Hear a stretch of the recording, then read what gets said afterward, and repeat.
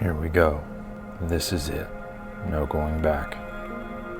All the work, it'll be worth it. It's not won or lost in the ring. It's in the training. It's in the work. It's the time, the team. If I believe, if I do what I train to do, it will be worth it. I kept pushing, kept going, through the pain, in the quiet, for this moment, to be able to do what I came here to do. Win. Hey, what's up, everybody? How you guys doing? So good to have you with us for Fight Club. I know that you are excited for our guest as well, some of you. But before I bring out Tito, I want to just address something. I want to speak to something that I know you were all thinking about when you drove in. And it was this. When are they going to make more space for us? What is going on with the building? So for those of you who are new, you may not know this. 4 years ago, we started a campaign called For Everyone. But I have some really, really exciting news. I want to give you an update of where we're at, and I haven't been this excited in a while. Over the last 6 months, we have had to kind of go back to the drawing board on a couple things. I cannot say enough about our building committee, our finance committee. We have a lot of people on our building committee that have literally helped build Cape Coral. We're so blessed. And so over the last 6 months, we've been kind of dotting I's, crossing T's, getting our financing, pulling permits, all that. But in the process, we did renegotiate with a new general contractor. We're kind of in the middle of where we started. And essentially, over the last 6 months, found a general contractor that has been building churches around the country for generations, a bigger team. And they're going to save us $4 million in the process, which is incredible. And so what we had thought was going to maybe be a summer groundbreaking was going to be moved to the fall. And then I don't know if you've ever built in Cape Coral, but nothing goes quick here. We love our city, and we just want to help it get better. But we were pushing for a fall groundbreaking. And the truth is, when we start on the new building, we have a brand new building that's going to be just on this side of our campus. We're going to be up against Christmas. We were going to lose a ton of parking around Christmas Village, and the holidays. And we thought, man, that seems like a really, really bad idea. And so here's where we're at. We pretty much have our number. And what we are going to do in October is we are having what we're calling kind of a town hall bids meeting. Every subcontractor that may want to be involved in our entire in the entire building process, we're inviting all of them to a big event right here in this room, kind of like a town hall. We're presenting what we're doing. They get to see and know each other. And then we're going to do our bids meeting in October. We're going to get our bids. We're going to get our financing in November. And then as soon as we open back up for Christmas, we plan on breaking ground the second week of January. And because we've done a lot of front-end work, our actual construction time has been eliminated a little bit. And so we have bids coming. We're working with that and really, really just excited about all of that. Our campaign is called For Everyone because Jesus was for everyone, and we want to make room for everyone. There's tons of people in Cape Coral. Also, if you came in, that's what all of those locks are in the lobby. All of those have a name on it, and those are our one. We want everybody here to have one person that you're praying for, trying to see come to know Jesus, come to church. And so heaven doesn't have a capacity problem, but Cape Christian sure does. And so we have a great plan for that. So that's all going to be happening. You're going to be hearing more details. There's going to be emails, but I just wanted to kind of answer the question, what's happening? I don't know if you know this. There's a lot of people here. In fact, last week, I believe, was our highest. We had over 5,200 people just for a normal weekend, no Easter, no Christmas. I think it was a record attendance, which is awesome. But it's also a problem. So that's what's happening with the For Everyone front. And I cannot thank enough all the people who helped. Many are giving, praying. And so we'll give more details, but just wanted to answer the question, what's going on? When's that going to happen? And so I will say this, if you are a part of or have a business that you're like, man, I want to be a part of the bidding process, I want to come to that meeting, all you have to do is text the word Cape C to 94000. When you get the prompt, select option 3. Option 3 is going to give you a prompt, and that's an opportunity for us to invite you to that meeting. and you can come and hear what we're doing and then be a part of the bidding process. If you are a business owner and you're not in building, but you would love to give a donation for that event, we want to give some really awesome stuff away to these subcontractors and these local companies. And so if you want to partner with us, like they're making some donations that we can do giveaways, you can also text Cape C to 94000, but you're going to select option 4, and that's going to let us know, hey, we want to help be a donation. We want to give some really cool stuff away, and that's going to be an awesome event in October. So as always, if you have questions, you can email us, you can call us, all those things. But I'm so excited to get that going.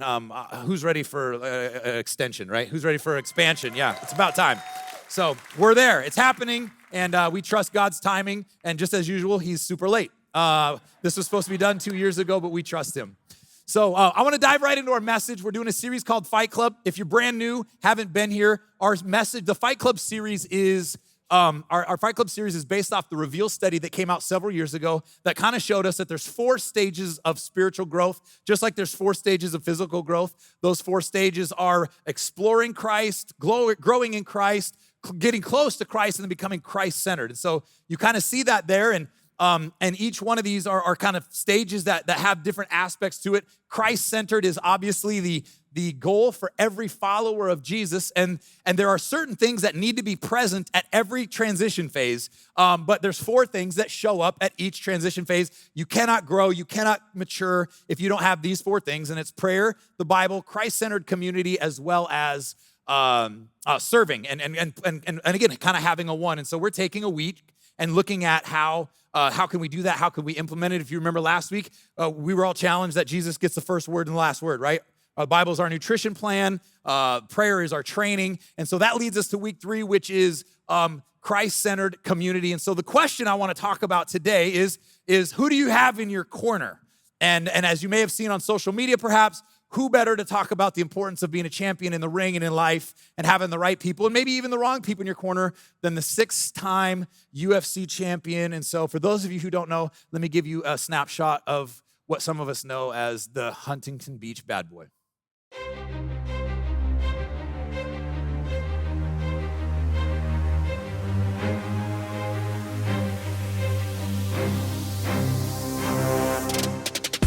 Tito Ortiz has finished it. Tito Ortiz is the champion.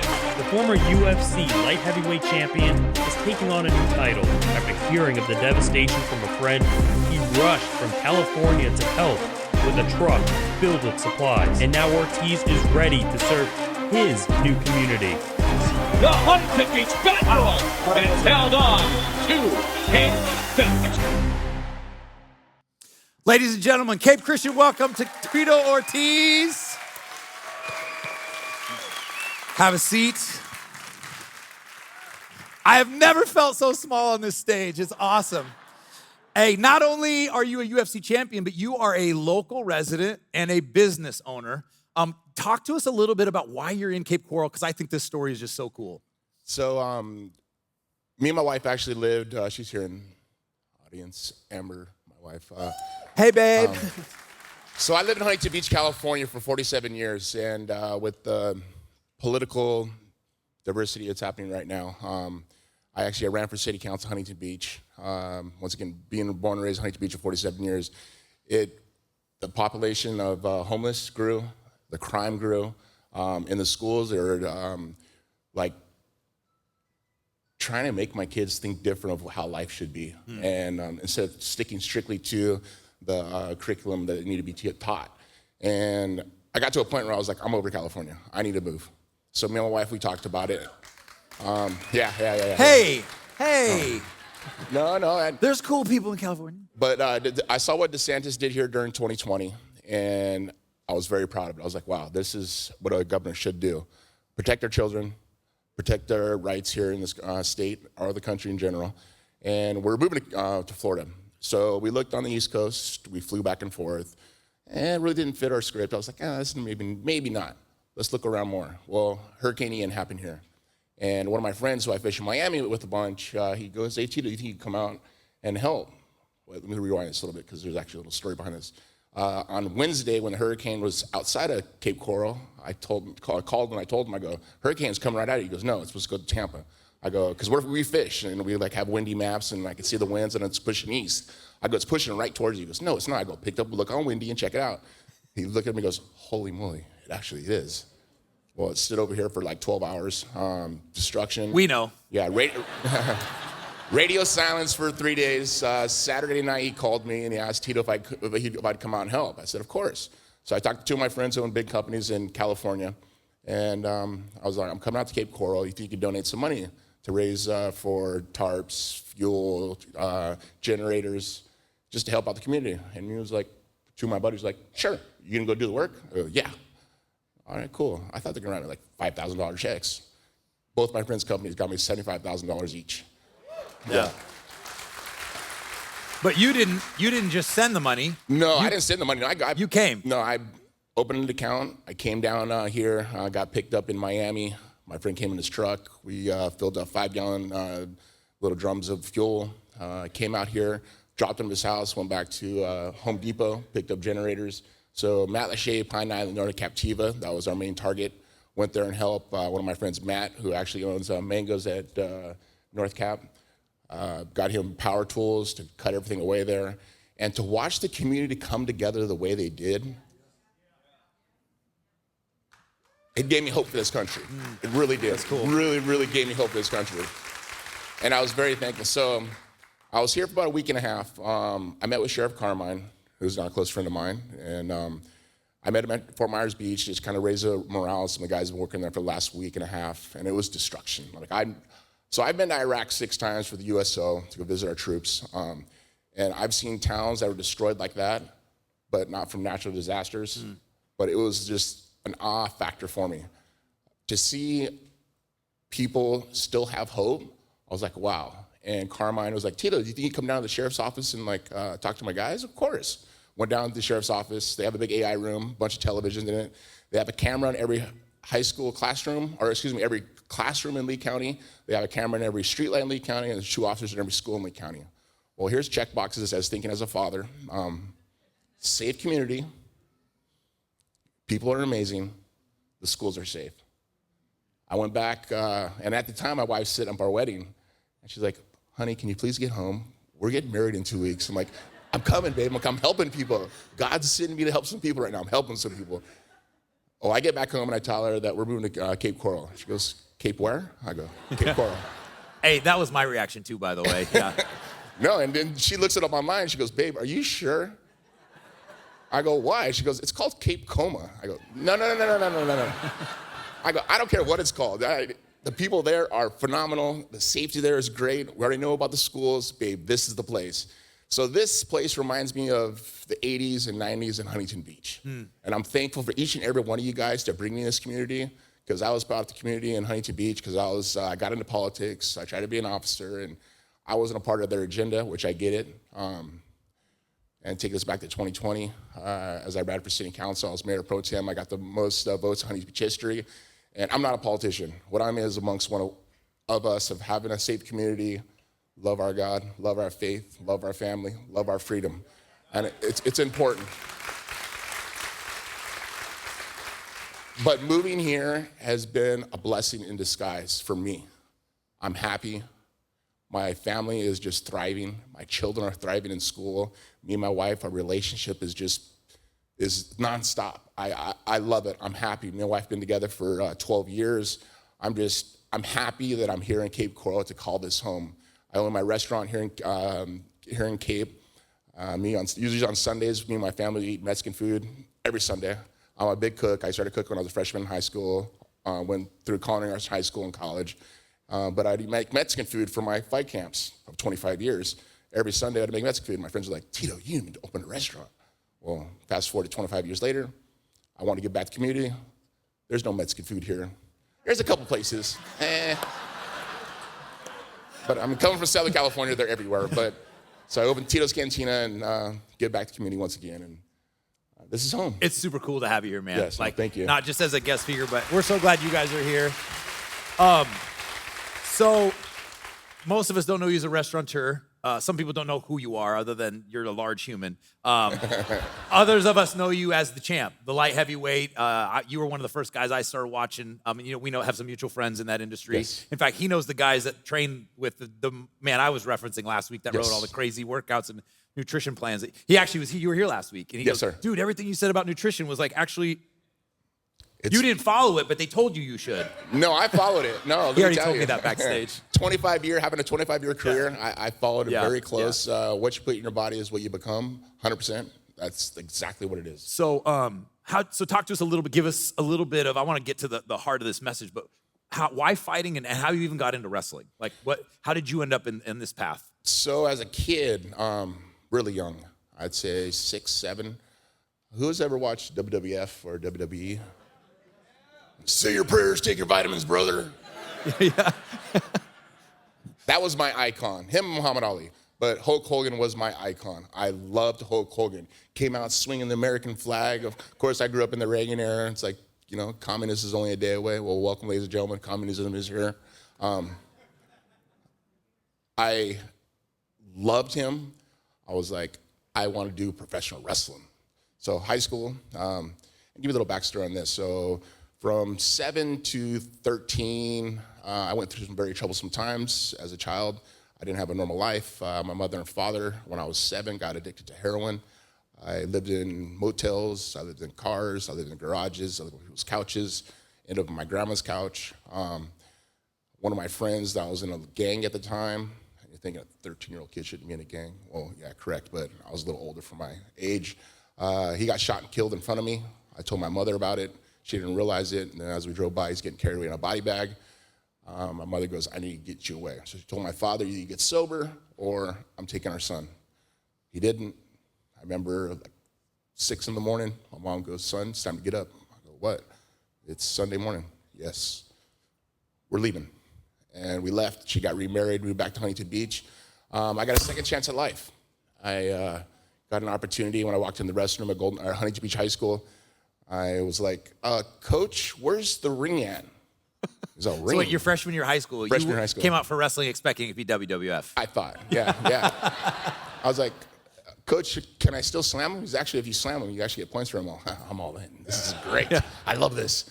So I started varsity my first year as a freshman. I just worked really hard. Number one thing was, if I work super hard, I'll be great at it. Come to realize you got to do good in school too, because if you don't have the GPA for it, you can't wrestle. Well, after the first month, coach is like, you can't wrestle. I was like, what do you mean? I can't wrestle. He goes, you don't have the GPA. You have a 1.7.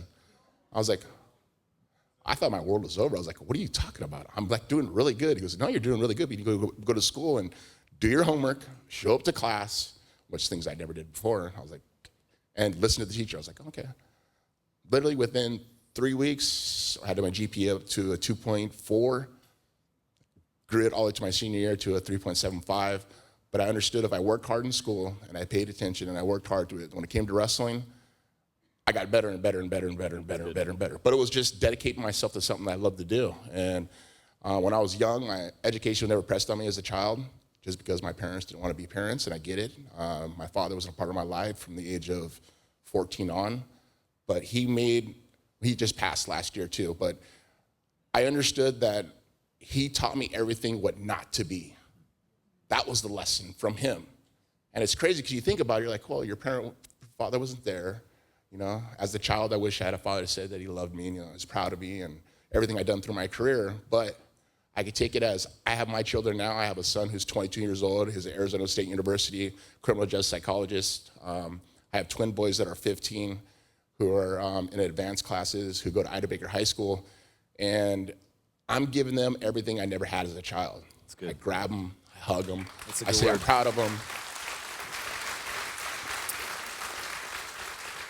And that's like one of the things that I always didn't really understand, how easy it is to grab your son and say, I love you, to say I'm proud of you.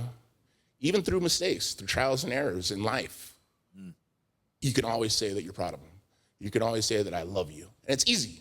I mean, it's verbal communication. It's super easy. So we didn't rehearse this at all.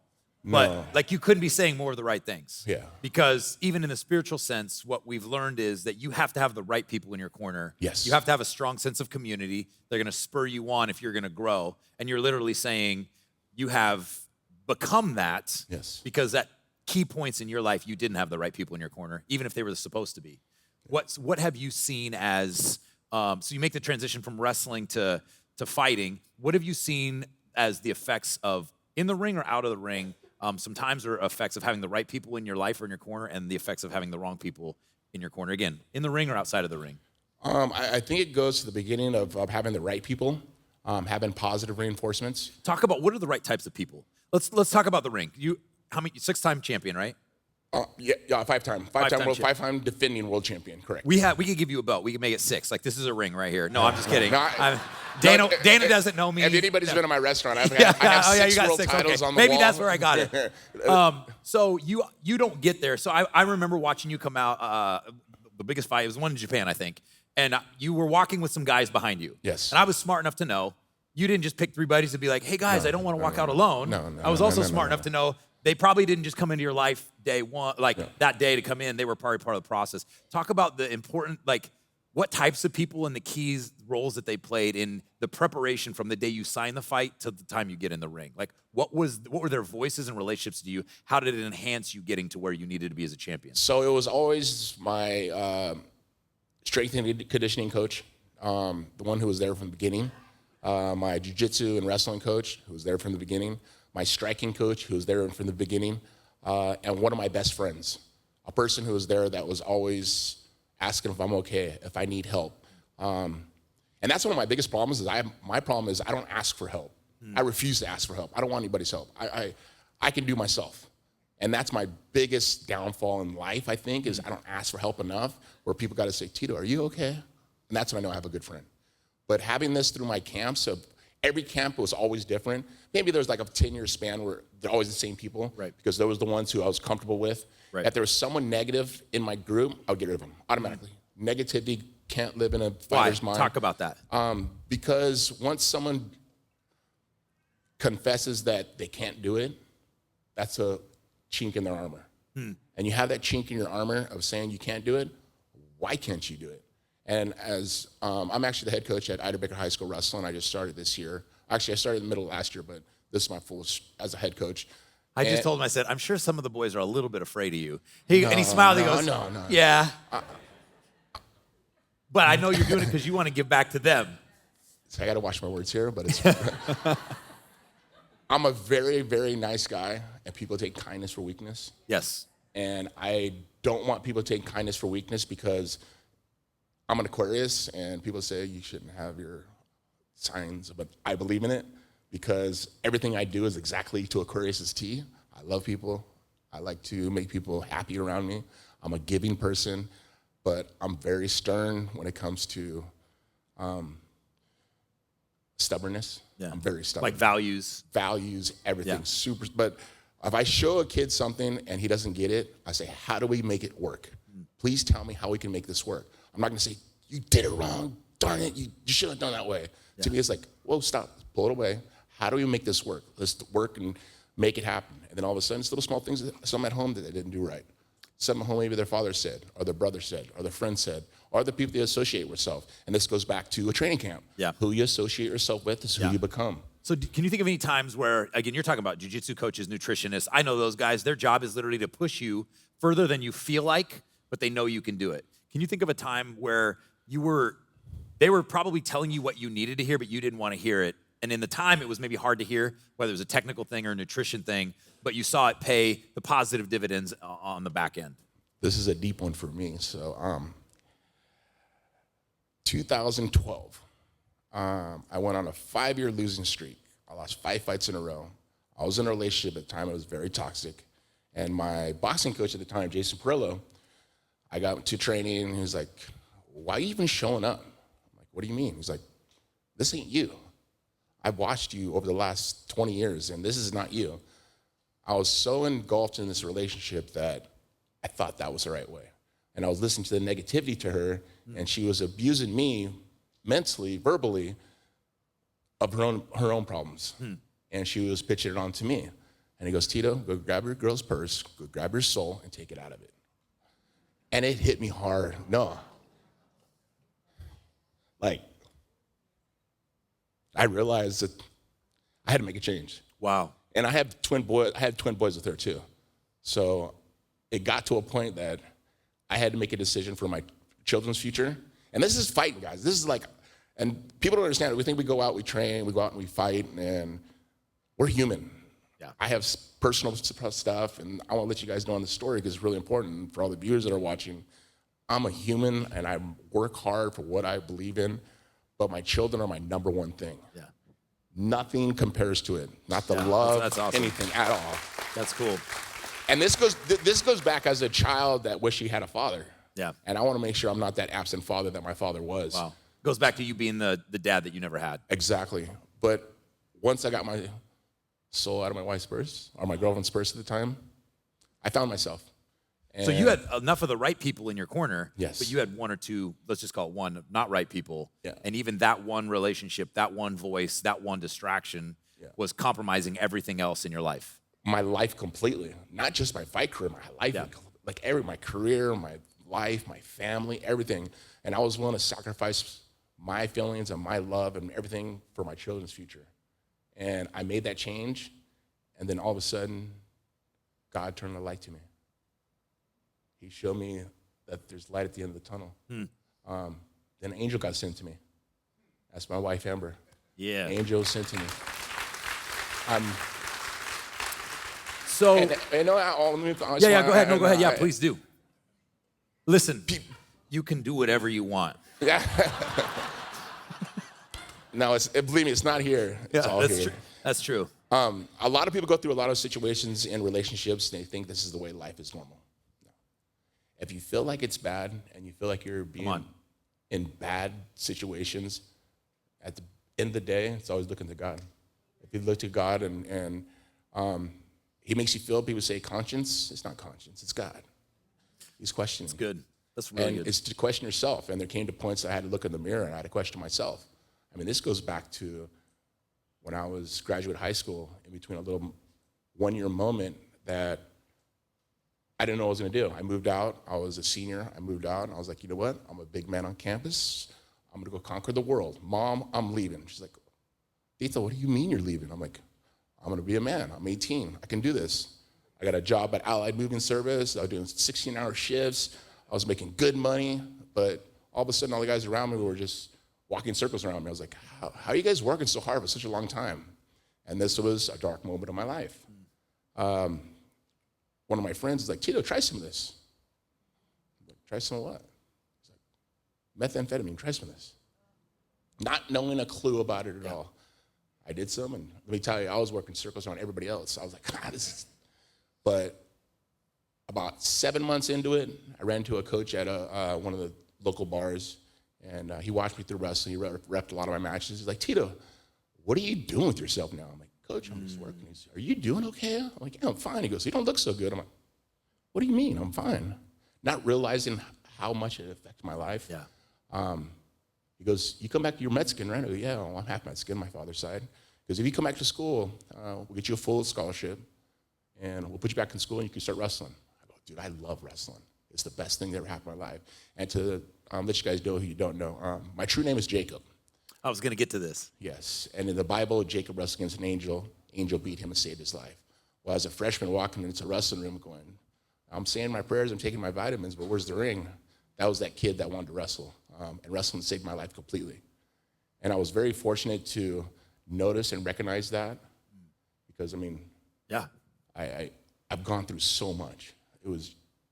I love that you've given pictures of your childhood, coaching, wrestling, as a dad, as a fighter. And really, I mean, again, you couldn't be saying it any better that some of the greatest things in relationships you have are the right people and the right voices. Yeah. And you're saying the things that have hijacked your life Well, then are that- the wrong voices and the wrong relationships. Well, that was like one of the internal voices. I mean, back to the story I was talking about. That night after I talked to the coach, I had to call Allied Moving Service at 6 in the morning that morning and said, I can't show up to work today. They're like, if you don't show up to work, you're fired. I go, well, I guess I quit. I don't quit at anything I do. I was like, I guess I quit. Because that night before I went to bed, I looked in the mirror and I was turned into my father. Wow. I'm 6'3". I was 6'3", 185 pounds. I'm 240 right now. Black circles under my eyes, broken out skin, and it scared me. I broke down. Wow. I broke down in tears. And at that point, I literally dropped to my knee and said, God, please help me through this right now. Wow. And he did. Because I got up, after I come in that call, I walked in the coach's office. He had a big smile on his face. He's like, Tito, I didn't think you were going to show up. I go, Coach, I don't want to become my father. And he goes, let's start. So another great picture of you had a voice in your life that cared enough to tell you the truth. Yes. And pulled you out of that pit. Okay, so you don't mind me asking. I know you don't because you said I could ask you this question. Yes. We got about 10 minutes left. So you have this kind of crazy thing that just, you kind of have a God story that happened recently. We were just doing this. I didn't know anything about this. I was like, hey, we're doing Fight Club. I think Tito's in town. We have a couple mutual friends, fighters, reached out. Before I even got done with my meetings that day, they were like, Tito's in, call him. I'm like, okay. And then I called you and you're like, yeah, you don't know any of this. So would you mind sharing with some of them, like, because God's been really active in your life even the last 6 weeks. Like, he's been a part of my life my whole life. Your grandpa? My grandfather's actually a pastor at Blue Door Faith in Maui. That's on my mother's side. And when I started wrestling, he goes, now Tito, he's from Tallahassee, Florida, born and raised there. He goes, now Tito, you understand, this wrestling's gonna be great for your life. It's gonna teach you a lot of things. I was like, really, Grandpa? He goes, yeah, son, I pray on you. And he ended up passing that year, and that was my freshman year. And through my whole career, he's always looked out for me. Yeah. Always little signs, little small things. But was it July 4th? Yeah, that's what you're telling me. Yep. My friend came out from Destin, who's been part of my career. He's my strength and conditioning coach of 25 years, Paul Lacanino. Back in 2001, I was a world champion at the time. He said, Tito, when do you think about coming to church? I go, I came to church when I was a young kid. You know, I've done a lot of bad things in my life. If I walk in church, it's going to burn down. I ain't going in there. Hey, they won't tell you this, but a lot of them feel that way when they come here too. Yeah, no. And not to come to realize Jesus died for our sins. Come on. And it took me a long time to realize that. 2005, he came out, a couple of the Special Force guys from Destin, Florida, 7th group. And he came to my restaurant, watched me work, as I work every night, almost every night. Sundays and Mondays are my day off. But he goes, probably about 2:30. He said, Tito, it's okay if I go back to your house with you and we have a conversation? I said, yeah. Came to my house, he sat at my dining table, and he's all, Tito, are you ready to accept God in your life? I go, Paul, I've always accepted God in my life. He goes, no, really. So we talked and talked and talked and talked. And I said, yes. So we said a long prayer, and I accepted Jesus Christ, God, into my life that night. So awesome. So this is January 5th, 6 weeks ago. Yeah. Your buddy drives down 3 a.m. at your house, and you're like ready to say, I'm ready to say yes to Jesus, like all in. darkness out, all in. All in. So we didn't know any of that. All we knew is in July, we were planning Fight Club. And we have a friend who's a fighter, our mutual friend Sean, he's like, hey, let me reach out to Tito. So I have this meeting. I'm like, see if Tito's available. We may not get Hulk. Let's see if we can get Tito. We'd done some, we knew each other. Our guys have been to your restaurant. Marco had met you and the Hurricane. And I have a bunch of meetings. And by the end of the day, they're like, you're not going to believe this story. Tito's in and there's crazy stuff happening. I'm like, is everybody okay? Did we do anything wrong? Okay. And so like, not only is he in, and so he tells us the story that he is just like 2 weeks ago, his buddy came down. He said yes to Jesus. Well, Marco walks in the room. He goes, well, that's crazy because earlier this year in Staff Chapel, when I challenged our entire staff to have one, the for everyone, the reason we're building, for all the souls who don't yet know Jesus, I said, we all have our ones, but I said, we all need somebody. I said, I challenge you in 2024 to have somebody local that you're gonna pray for, that you believe God is gonna introduce himself to. And so Marco has always been a UFC fan. He's always been a fan of yours. But what I love about Marco is he's gotten to be around a lot of celebrities. And when other people see celebrities, he just sees a soul.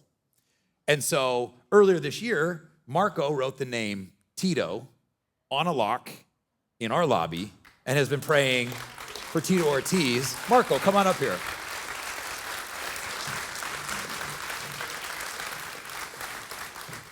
And so, you just share a little bit of that story. So the story, and so our mutual friend Sean's like, you're never gonna believe this. I think shows you a picture. Is like your name's on a lock at a church. He's like, what? Yeah, Why? I know. I was like, what's that all about? Go ahead. Yeah, so here's the lock. And so for those of you guys who don't know, we try to encourage everybody who is a part of Cape Christian to have their one. And I had ones in other places, family members, but I went to go see Tito at his restaurant, met him, and God put it on my heart to just start praying for him. And little did I know all this was happening behind closed doors, but God has been working on Tito his entire life, as you guys heard. And his wife had been praying for him. And here's what I know about God is that some plant, some water, but God brings the increase. And Tito, God's bringing some increase in your life, and He's going to use you in a powerful way. And even just sitting here, I feel like the Lord just wants to tell you that what the enemy meant for harm in your life, that He's going to use for good, for the saving of many souls. Yes. Yeah. Amen. And so this lock's for you. So that's your lock with your name on it. We're the crazy ones. And so what got super cool for us now, all of a sudden God's doing this story. And so I call him and he's like, dude, I'm in, pen it in. Yes, it's crazy. I want to do it. And so what started out with just, hey, let's talk about fighting. God's been working in your life, your family. You're here in Cape Coral, the same reason a lot of us are. We want to make our families better. We want to make our country better. We want to make our community better. And what I think is so ironic about this is the only way you really make it in life, there's the most important person you can have in your corner is Jesus. And a lot of us have made that decision. Some of us haven't. And you have. Well, I really think this lock simulates my soul. Yeah. When my friend told me to go get my soul out of that purse, I got it back, but now I have it. Yeah, you Right have here. it. That's so awesome. In your corner too, brother. And again, I can't think of a better picture life story. I mean, he has so many amazing stories, but they're just literally riddled with, here's when I had the right people and what it did in my life. Here's when I had the wrong people, and that's many of our stories. And again, you can't do this without Christian community. You can't do it without a group, the right voices. And some of us have some of the right people, but maybe need to take some tough decisions about getting that toxic voice out of your life. Some of you are here, and you need to invite the most important coach into your corner, and that's Jesus. The same decision you made with Paul in your dining room or wherever at 5 a.m. just a few weeks ago. And so I'd love to pray and I'd love to close. And if you are ready to make Jesus the coach in your corner, we want to invite you to make the same decision. We've had about 400 people say yes to Jesus, make the same decision in the month of July and August here at Cape Christian. We'd love to include you in on that. Also, to let you know, these next 2 weeks is when we're signing up for all of our groups. We're kicking off our Men's Tuesday group called Cape Men, our Thursday and Friday group called Beloved, tables, community. We have all of our groups signups going on. We want everybody in a group. We've been saying for 2 weeks that of the 4 things you need, we as a church can only facilitate 2 of them. Well, this is one of them. So we have literally 100 tables on Tuesdays and Thursdays for men and women and about 75 small groups. Our youth group is doing Bible study with small groups. Your boys come on Wednesday night to our youth group. They're growing.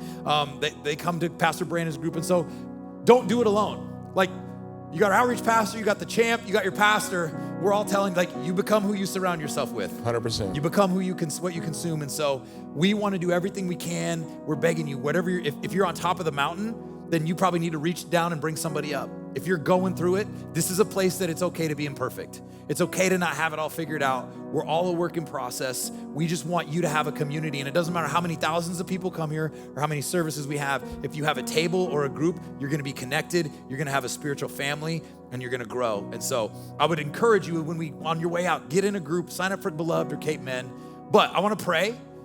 And I wanna just give anybody an opportunity, maybe online to make the same decision he made, the same decision many of us made. I need Jesus in my corner. And if you're ready to say that prayer, we want to connect with you. And so we have a rule here, nobody prays by themselves. And so I'm going to lead us all in that prayer for who's ever ready to make that decision in their heart. So I'm going to invite you guys, if you feel comfortable, if you can, just repeat this simple prayer after me as we close. Dear Heavenly Father, I believe you made me on purpose for a purpose. And I want to be who you made me to be. Help me to get the right people in my corner. And I know that starts with Jesus.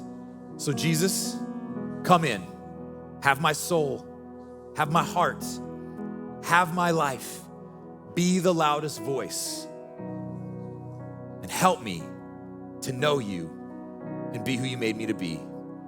I give you my life, make it count for something. In Jesus' name, amen.